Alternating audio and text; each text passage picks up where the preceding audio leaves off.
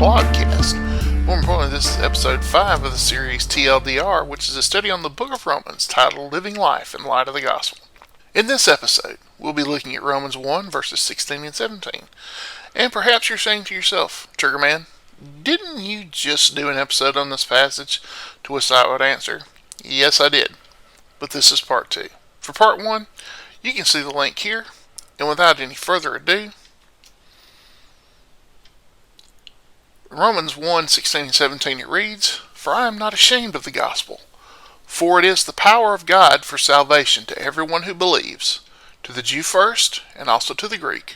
For in it the righteousness of God is revealed from faith for faith, as it is written, The righteous shall live by faith. Now in part 1 we looked at this perceived issue of shame in relation to the gospel proclamation. But in this part, we're going to be looking at the issue of faith. Now, faith is a very large term in Christian belief. It's a word that is used to describe not only Christianity, but also various aspects about what one should or should not believe, and also how one behaves. Most often, when a believer is asked to define what faith is, usually we turn to Hebrews 11:1, which reads, Now faith is the assurance of things hoped for, the conviction of things not seen. Even this definition, as basic as it seems to most modern audiences, is somewhat elusive, especially when one starts to think of things hoped for and things not seen. Probably you've even heard a skeptic say that faith means believing something without evidence. But that's not what an ancient person like either Paul or the author of Hebrews would have meant by this term. In fact, just the opposite. The rest of Hebrews 11 undercuts any assumption of believing without evidence by listing out a number of evidences for faith, or more precisely, faithfulness. Faith isn't merely about belief, it's about action. Demonstrable, committed, unquestioning loyalty in spite of whatever the circumstances might be.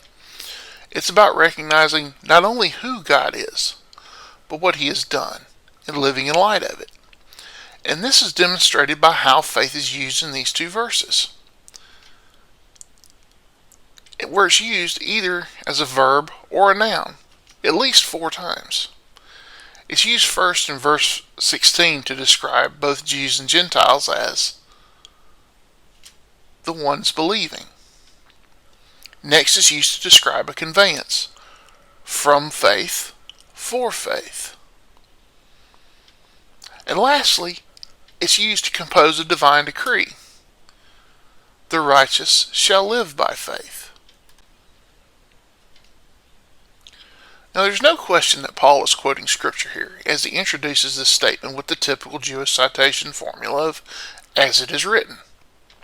However, Paul's wording doesn't fit exactly with either the Hebrew of Habakkuk 2:4, which reads, The righteous will live by his faith, or the Septuagint version, as the New English translation of the Septuagint reads, The righteous will live by my faith. These readings at first glance may appear incompatible, but when we place them in something of a chronological order of appearance, and place them in the context of Habakkuk's prophecy regarding the coming Babylonian invasion of Judah, we can see a logical progression of thought that leads to Paul's abbreviated and generalized citation that is intended to prompt a question. Who is righteous? If Paul's thesis is to be correct, that it's only the righteous who live, he needs to define who is righteous and what is this faith that they live by means of. This is the question that Paul is asking, or he wants his reader to ask, because his next statement brings the claim into question. A statement that reads, For the wrath of God is revealed from heaven against all ungodliness and unrighteousness of men, who by their unrighteousness suppress the truth. And this is where we'll pick up in our next episode of TLDR. Please, remember, if you like this video, give it a thumbs up.